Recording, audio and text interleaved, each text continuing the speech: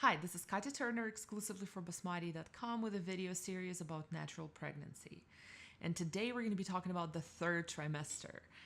I'm going to share with you my story of my third trimester, how I felt, and everything that has helped me make it amazing. And also we're going to be talking about prep for labor, all my tips about how to prepare for your natural birth and the labor itself.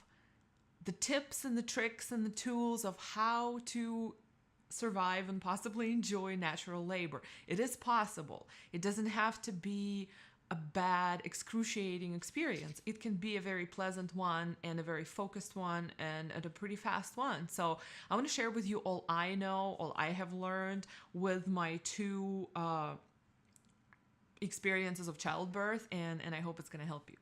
So let's jump in. Third trimester of my pregnancy with my daughter was amazing. It was as amazing as the two before. I was still feeling very peaceful, very grounded, very happy and excited. I was doing so many creative activities. I was still working full time with my business and it was super busy and I loved everything that I was doing, and I did more creative stuff for me on top of that. I started creating all of these websites, learning WordPress, because I realized that it was not enough. What I was doing creative-wise was still not enough, so I had to do more. And I remember back then I started doing this website, followyourdreamstoday.com, because I was like, well, I'm a graphic designer and I love all of these inspiring quotes and just generally the topic of inspiration, conscious inspiration. So I started doing these little posters with my own thoughts and quotes from others that I felt were cool, and I would design them this cool way, and I enjoyed doing this. And this was a big kind of rehearsal for what I'm doing now, because I had to learn WordPress in the middle of that, and it was just very interesting, and a lot of creating action was happening. So because of that, I felt so incredibly alive and happy and light. And I remember in my third trimester, I was experiencing Braxton Hicks contractions pretty much throughout the whole time. I remember they started at about 30 weeks, and my daughter was born 3 weeks after her due date. So for about 10 weeks then. And I didn't know what like actual contractions could even feel like. So because I was experiencing so many Braxton Hicks contractions, I was like, maybe she's coming soon. And we kept waiting. But no, she was born 3 days after her due date. But overall, the experience of the third trimester was amazing. No matter how big I was, no matter how much physical discomfort there could have been, like sleeping wise, right? Yet it was my religion to keep the positive focus, to keep focusing on the good things, to keep focusing on the all amazing things that are in my life, all of the things that I enjoy doing, and keep doing them, keep feeding myself inspiration, and all of that created this amazing like bubble of happy that I was living in. It was awesome. So, but generally, all the third trimester is all about prepping for labor, because you know you're in the last stretch and you can't really shake off the thought that, okay, you're about to give birth to an actual human being. So not only it's a prep for becoming a parent, but it's also a prep for the event, right? The event of giving birth. And this is what I share with you guys today, all the tips to prepare for labor and how to get through labor. So first of all, recite your vision religiously. Remember that vision that we have created of your perfect pregnancy and your perfect birth? I still want you guys to visualize it every single day, maybe multiple times a day. You can do like a little visualization meditation session in the morning, a little one in the afternoon, to kind of get those juices flowing again, like the happy juices where you feel amazingly happy and content and proud of yourself. And then before you go to bed, visualize that again. And who wouldn't want to do that? I mean, at first it might seem like work, but then as soon as you guys feel the awesomeness, right? That all the amazing feelings that it brings, then we just want to do it again and again and again, because it feels fantastic. It lifts you up. It makes you believe in yourself. It's a powerful, powerful tool. Then get on the same page with your partner. This is so incredibly important. If you have a partner, you guys need to be on the same page as far as what you want for your labor. How do you envision your labor? What do you want the partner's job to be? Do you want him or her to give you like wet washcloth over and over again, or to massage you, or maybe to pump you up, to keep telling you like you can do this, you were born to do this, all of these, like maybe tell you stories to distract you from pain? I mean, sit with it, be very conscious of it. You have this support by you, and you can utilize it the way you want it and you see it. But without communicating it to the partner himself or herself, you cannot really expect them to fulfill your expectations. So getting on the same page with your partner is so incredibly important, because it can be a great gift for you during your labor. Then do your research about possible complications during labor, because you don't know what life brings to you, right? All we can really do is choose how do we respond to what's in front of us. But educating ourselves about all the possibilities of how labor can go, and then finding possible natural solutions. If you want a holistic natural birth, right, without interventions or without much intervention, sometimes you can find natural ways and natural remedies and just holistic ways of dealing with the complication.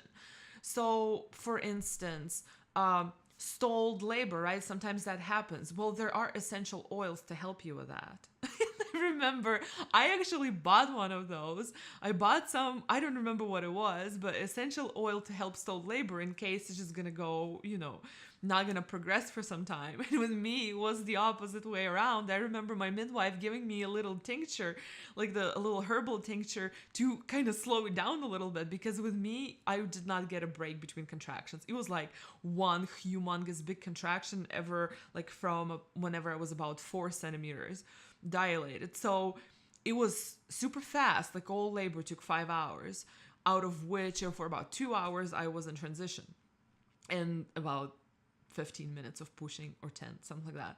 So yeah, so we actually wanted to slow it down a little bit so that it's not as intense. And it was also intense because the only place I could really be, like, I could really relax at was on the toilet. And it's like the fastest progressing place, right? Because the gravity pulls the kid down, and you really, on the toilet, you really relax your muscles down there, just because, like, we are, right, we're programmed that way because of what we use the toilet for.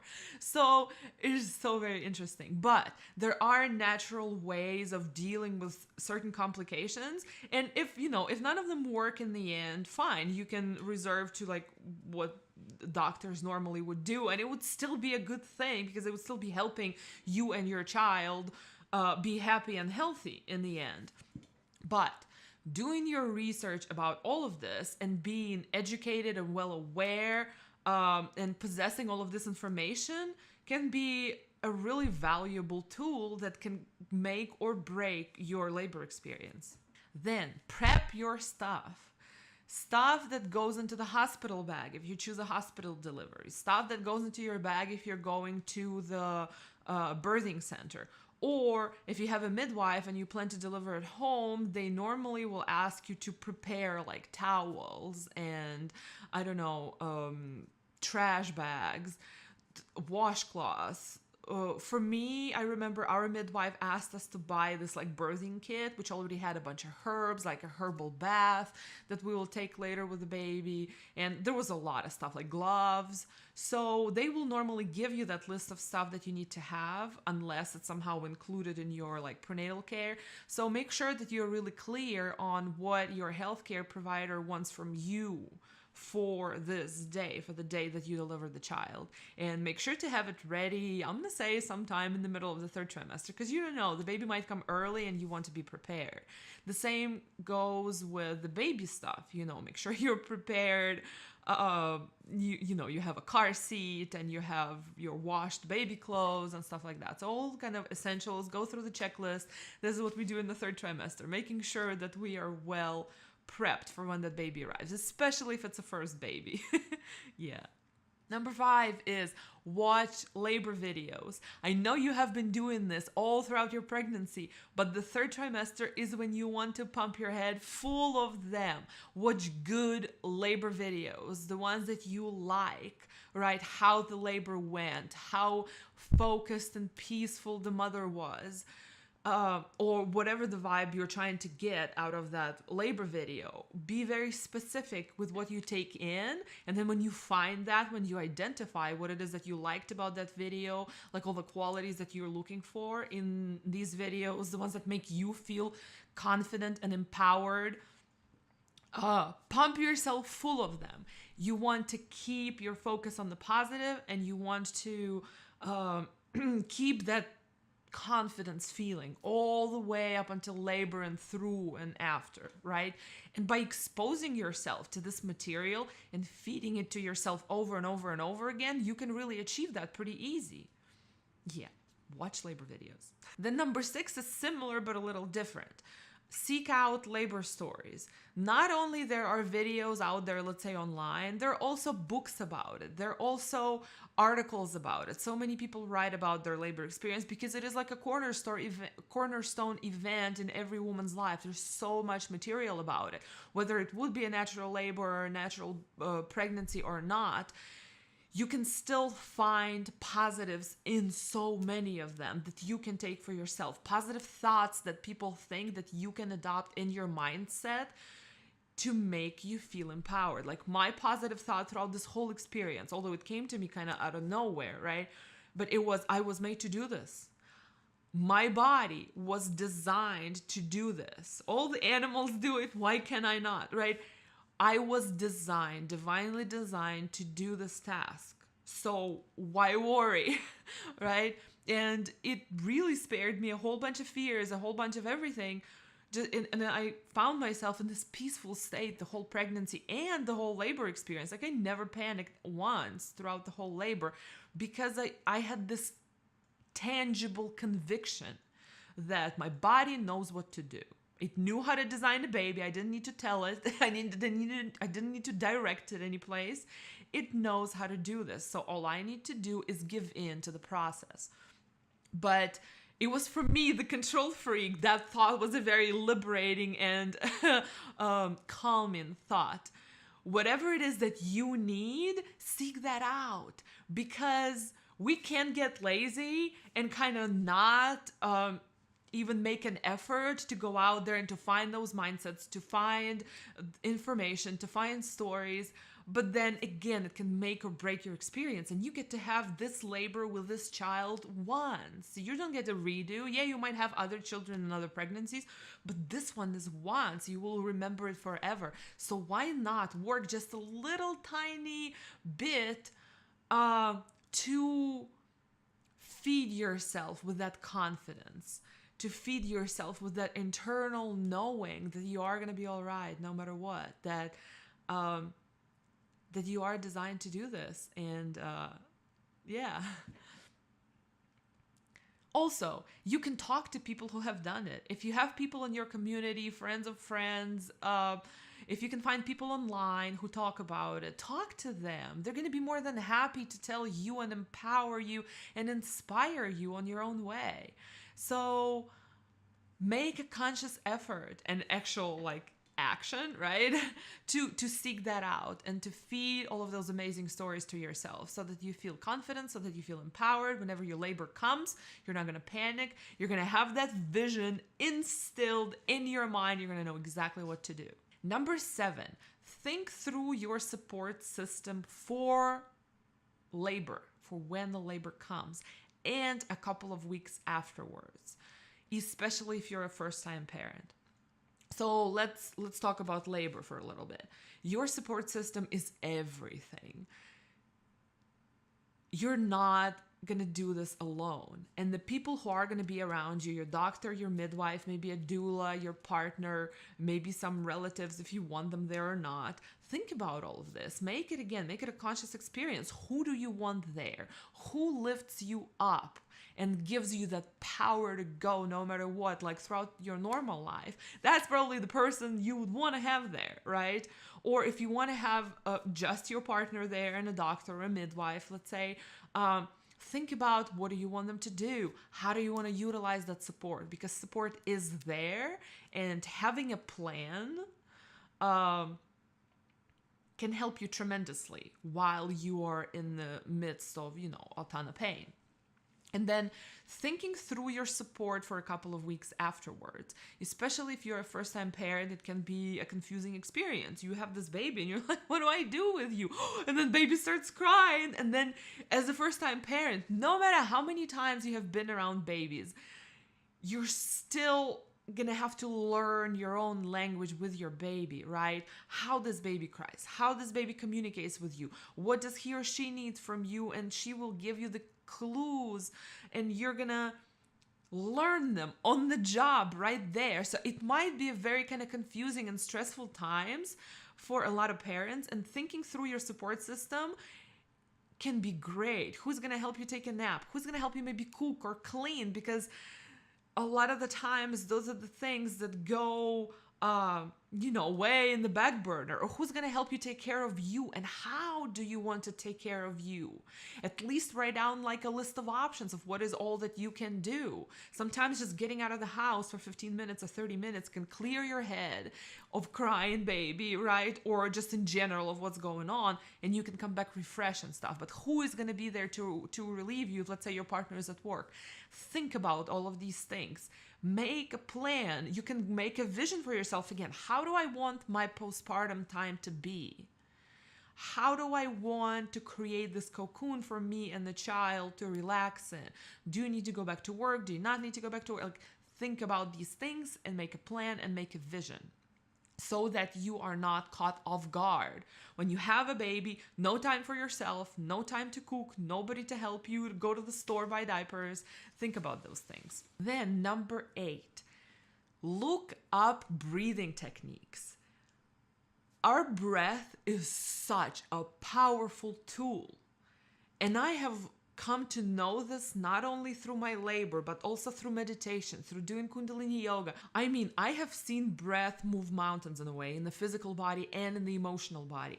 It is super powerful. During your labor, your breath can help you relax. It can help you open faster. It can help you get through contractions. And I'm going to share with you like what I did during my both labor experiences, right? The first time I was trying to breathe always very deep and slow breaths. And I got through like that all the way up until transition. And during transition, the contractions are wild. They're longer and they're super intense. And so in order for me to get through those contractions, I couldn't breathe up and down long, deep breaths anymore because I felt like I was getting lightheaded. So what I did, my midwife suggested it to me, and it was a godsend of a technique, is taking small, little, shallow breaths, like, oh my gosh, this was such a lifesaver, because not only was I able to get enough oxygen into my brain to not pass out, but also it was such a cool distraction tool, because whenever that contraction was super strong, and again, I was in transition for 2 hours because I had something called a lip on the cervix, to where it would open fully, but then one little part would be like still overlapping. And so I couldn't push because then I would tear. So we would have to like lay me down on my back so that it would retract back so that I can push. So yeah, for 2 hours in transition, it was intense. But what I did was I would breathe, and I would count those breaths. It helped so much. And in general, it felt like it gave me a lot of like extra energy, extra push, and something to distract my mind from the pain with. It was amazing. I did the same thing with my second child. Whenever Alexander was being born, I got through opening contractions like it was nothing. Again, as I told you in the previous videos, I have learned to ride the waves of pain, to not resist the pain, but allow the pain as a sensation through my body. And it actually felt kind of orgasmic in a way. It was so good and interesting, and it felt like I could almost feel, like I could feel the cervix opening. It was like a ring of fire kind of in my belly, and I could feel this pain rising from it like this. It was amazing, really. That is when I was breathing deep, I was laying down, I was kind of swaying, but I was just riding it, really. And then whenever transition came, this time I was in transition, and I had pushing contractions, right, for about 4 hours. But I had pushing contractions, but no oomph in there because he was turned. And he was face up. So every time I tried to push, there was nothing there. Like, there was no force in your body. And for those of you guys who have already given birth, you know that your body responds with pushing to a specific level of pain in specific places in there. It's like you don't really need to do anything. As soon as that pain hits those spots, you go like, ugh, and it just pushes the baby down. It's designed to do it for you. You don't really need to do much of work. And so you just need to be aware of what's going on and kind of tune into your body and see what your body is doing. So, yeah. And then with my second child, because I was in these crazy contractions for 4 hours, that short little breath helped a lot. But I know there are more techniques. I just told you 2 that I used. There are way more breathing techniques out there that you can look up that can help you greatly in your progress. Also, you can look up things like hypnobabies, right?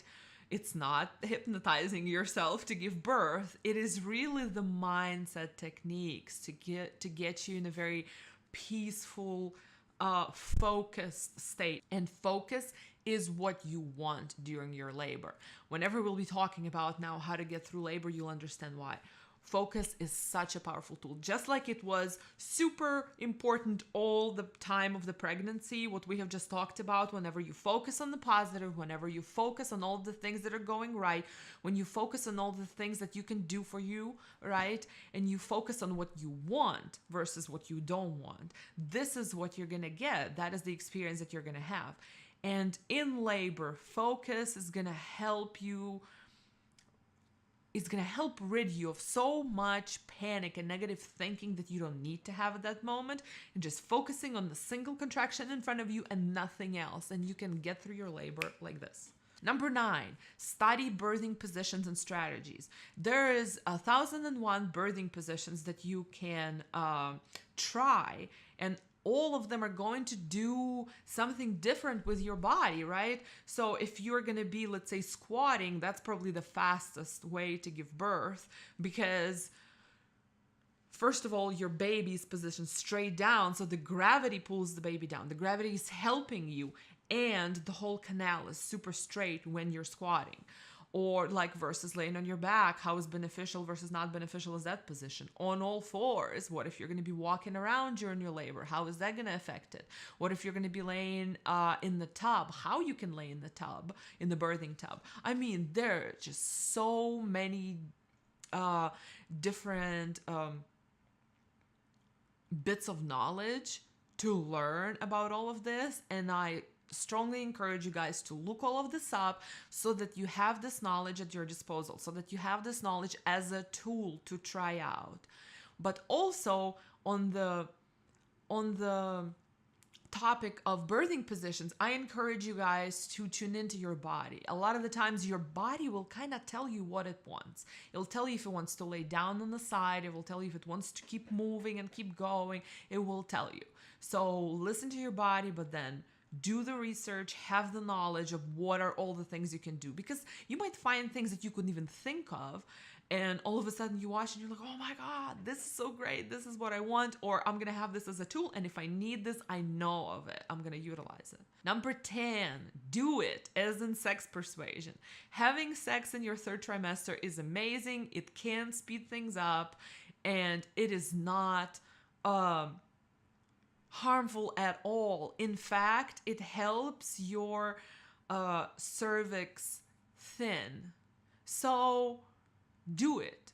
It is really helpful, unless it's causing contractions, right? So consult with your healthcare provider as far as like your personal symptoms, but in general, what I can tell you is that all my research and my own experience showed me that sex is really good for you in the third trimester, and especially right before labor. And number 11, keep this thought in your mind that you were made to do this. You were divinely designed to do this task, and you don't need to really do anything to make it happen. The nature will make it happen. All you need to do is not to be in the way of nature, not to be in the way of your own nature. Your body knows. It carries the blueprint. It's designed to do this thing. It has made a baby, right? It probably knows how to deliver a baby too. So relax into this experience as just some amazing, wonderful creation ride that you're taking, and relax into the knowing that you were made to do this.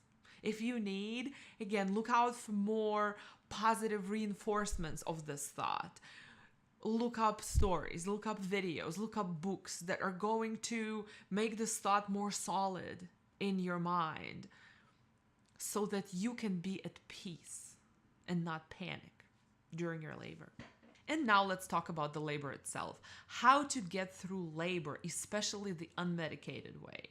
So you feel every ounce of pain and the pain is off the charts. How to get through that, how to survive it, and possibly make your labor a pleasant experience. And I can tell you firsthand, it is possible. It is very much possible, as I have experienced with both of my children. With first, not so much consciously, right? I still didn't utilize like a lot of these techniques that I'm talking to you about. But then with the second one, I definitely did. And it was easier in ways, and just both of experiences were amazing for me. So let's just take it one by one. The first one is take it one contraction at a time. Why is this so important? When you focus on the one contraction, then you don't have to mentally suffer in your head like, oh my God, this contraction is so long. How long is it gonna last? And then how many of them is still coming? I don't know if I can do this. Do you see the thought process that goes into complete powerlessness? You started probably in a very empowered state, like, oh my gosh, I'm gonna deliver my baby now, to, oh my gosh, I cannot do this. Because your mind is the mind is designed to keep you safe. So the mind is going to naturally try and grasp everything, every possible what if scenario, and create different outcomes. But when you're in the midst of labor, there is no outcome, there is no solution to this pain, but you giving up to the process. So you giving into the mind that is trying to grasp the whole picture and make you safe is absolutely useless. So I encourage you guys to focus on it one contraction at a time. At first, your contractions are short, then they become about a minute, maybe a minute and a half long. So focus on that. How do I get through this 1 minute? Am I gonna count? Am I gonna sing a song in my head? Am I gonna listen to a story that I wanna have my partner tell me? Your job is to get through one contraction every time. One contraction is all you need to do. And then in between contractions, you can relax, all right? And then contraction, thinking about one contraction versus the whole picture can make or break your labor. So focus.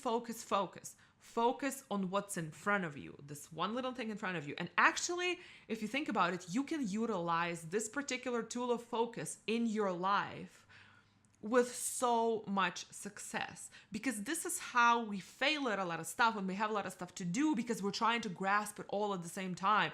While you're trying to, finish this one project, your mind is already, oh my gosh, but I need to do this, and I need to do this, and I need to do this, and how in the world will I ever be able to do all of this? And why it's freaking out, it's missing out on the thing that's in front of you, so nothing gets done in the end, right? While you can be fully throwing your focus at this one thing at a time as if nothing else exists. That way, you're fully committed to this one thing. You accomplish it way faster and way easier and with much more pleasure while you're not stressing out in the background. Same with labor, right? So focusing on one contraction at a time can go a long way. Number 2, relax into pain. This is a huge tip. I mean, huge. So, with my first child, I had no clue how to do it. I heard about it. I kind of thought I understood it, but then looking at it, in retrospect, I understand that I didn't. Because every time a contraction came with my daughter, I do like, and I sit there on that toilet and I would bite the washcloth, right? And I would just all contract, all my body would contract. Which now that I'm thinking about it, my labor possibly could have been like 3 hours instead of 5 hours if I didn't do this, because this is the opposite of what you want to do to release the child down, right? Out of you. So instead, I invite you to relax into your pain. And how you can do that, because a lot of us have no clue really what it means.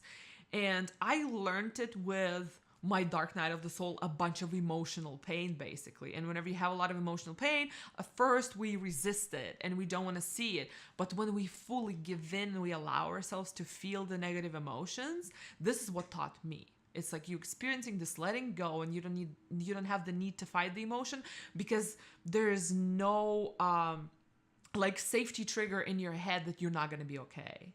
So when you do this over and over and over again, you realize that no matter how bad the emotion, no matter how bad the physical pain, it will end and you will be okay. So there's no need to fight it, because it just prolongs it. So labor, same thing. How do we relax into pain? Whenever you feel the contraction coming up, I invite you to consciously relax every muscle. Like, be really conscious of your body. Like, okay, where do I hold tension? And that's where I'm going to relax. And so for me, what really helped was laying down, right? And I was just laying down watching some cartoons during my second labor, watching some cartoons with me and my husband. And I would literally even laugh sometimes, just because it felt like it was like this roller coaster of pain, but I was relaxing fully into it. And it was not like, it's kind of discomfort, right? But then at the same time, it wasn't uncomfortable at all, because I wasn't fighting the pain. It was just, it just was. And that helped me tremendously. And I opened up really, really fast. So during your labor, I invite you guys to breathe and relax into pain. It can make it faster. It can make it way more pleasant. And yes, the word pleasant for you than it could be if you were fighting it with all your might. Number 3 is remember to breathe. We just talked about the breathing techniques, but in general, whenever we feel some physical pain or any really pain whatsoever, we tend to go, right? Who does that? Whenever you're scared, you go, you tense up your stomach and you stop breathing. So remember to breathe. You can post like your little post-it notes everywhere where you're going to be laboring, right? To remember to breathe. You can give this task to your partner and say, okay, you're going to be monitoring my breathing. So remind me to breathe. Remind me of different breathing techniques. Remind me to breathe, because the breath is going to help you move that baby down and out. Number 4, create a nest and be where you are most comfortable. For those of you guys who are going to be delivering at a hospital or a birthing center, it is probably going to be the nest that you will labor in before you go, right? You want to make sure that everything in that nest is for you, that it has your most favorite things, and that you can enjoy yourself and truly relax. Because if you're going to be in the environment where you can't relax, where you have people who you don't like, where you don't have a comfortable place to sit down or lay down, where you don't have a shower, water tub, whatever it is that you might want, where you feel comfortable, it's going to make you really off, right? Because labor is this time when a woman goes to this very special place inside of her. And you want to give yourself that. You want to give yourself the comfort to be in your bubble and do your job. Have you ever thought about like how a cat, let's say when a cat gives birth, she doesn't lay down in the middle of the living room to give birth. She goes to a very secluded, specific space she picked out where nobody's going to touch her.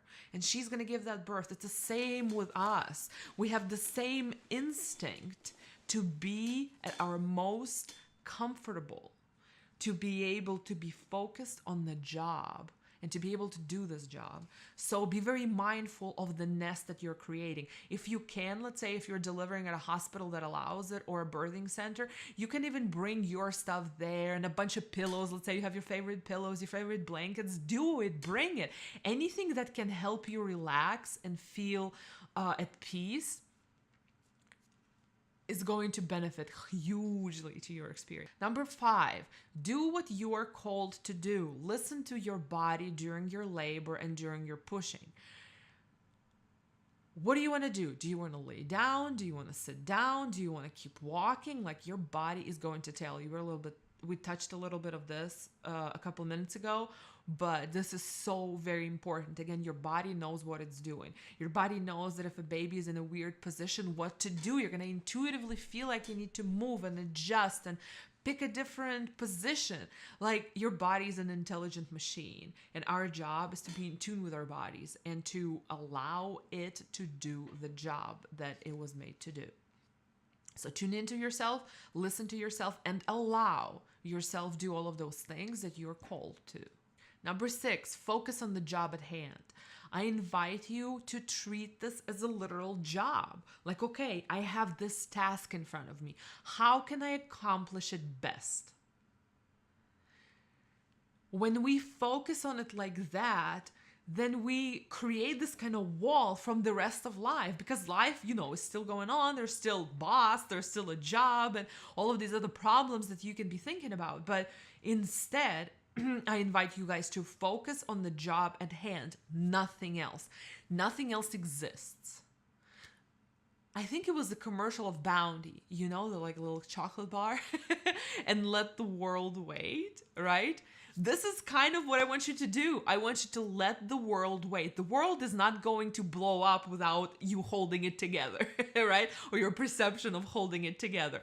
Life is not going to explode because you're going to take your focus away from it. In fact, it's probably going to start moving way easier for you if you take your grip off of it for a little bit. So, focus on the job at hand and let go of everything else. Everything can wait except for this one task in front of you. Number 7, during your labor, remember that you're not alone. You are never alone. Not only do you have the support system around you, and a lot of the times, because we do go to that special place inside of us when we labor, we tend to forget that we have all of these people around us that we can use to bring us a washcloth, to bring us water, to, I don't know, in my case it was a lemon, like I really wanted something sour, like to encourage you, to keep your focus on the positive. We tend to forget about that. So remind yourself that you do have all of these people that you can utilize as your support system for anything that you might need. And then also, I don't know how many of you guys believe this or not, I deeply believe in my heart, we're all born, incarnated here with a lot of support from the other side. Call it angels, call it guardians, whatever you want to call it. But there is always the internal support. And what I did in my first labor, it was so cool because it was so intense. I mean, it was painful. And whenever the time came to push, I was like, all right, angels, you have got to help me. And I imagined in my head holding my angel's hands like this, as if he had or she had hands, and we'd push together. And I mean, I did it like it was nothing. But whether you believe it or not, you can imagine that kind of support, right? That you need, that can give you such a push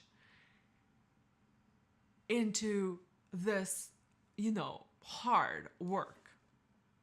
Utilize your support. Remember that you have it and use it. Use every single ounce of it. Number 8, probably the most important one that I want you guys to get. Do not be hard on yourself. If in the middle of labor you decide you want an epidural, you decide you don't want to take the pain anymore, you decide you want an epidural, don't judge yourself. You're not a failure or a disappointment because that happened that way, but you're probably a person who loves and cares for you. And if in that moment you feel inside that it's right for you, then it is. No one is there to judge you. And you shouldn't judge yourself either. Be easy on yourself. This is a big rite of passage a woman goes through whenever she's given birth. And only this particular woman, only you will know what is right for you in the moment. Don't be hard on yourself if it happened that you had to get an emergency C-section. Then that was the God's plan, basically. And we have to take life as is. And again, all we can control is how we respond to it. But from us going back and after what we have just been through, judging ourselves, it is not going to do anybody any good. And whenever you have that baby in your hands, however it was born in a natural way, with the epidural, with the C-section, with forceps, however it happened, it needs a healthy, happy mom. And a healthy, happy mom is the one that loves herself unconditionally, is the one who takes care of herself first, so that she has something to give to the baby. So please do not be hard on yourself. Love yourself through everything, and you're going to be just fine. So I hope these tips have been helpful, and I hope that they will charge you with empowerment and inspiration, and hopefully maybe you can rewatch it when labor starts, so that you can remain focused, you can remain calm, and you can enjoy the birth of your child. And then in the next episode, we're going to be talking about the first few weeks postpartum. For me, they were incredibly hard. Right after my labor, probably a couple of hours after, my husband left to film a movie because he was on a contract to film a movie. So I was there basically by myself for a week, holding a first newborn baby in my life that happened to be my baby. I have learned a lot of different things of what to do and what not to do in the first few weeks. So I'm going to share this with you in the next video, and I'll see you then.